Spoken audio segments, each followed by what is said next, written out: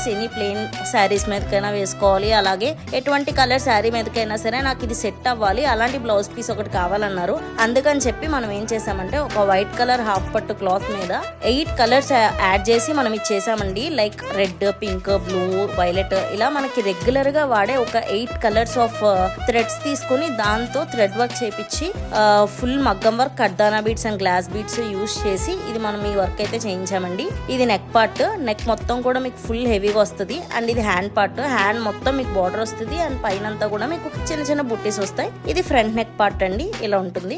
So max ఇది మీరు ఏ sari మీదకైనా wear చేయొచ్చండి. ఈ బ్లౌజ్ దీని కాస్ట్ వచ్చేసి 1480 రూపీస్ మాత్రమేనండి.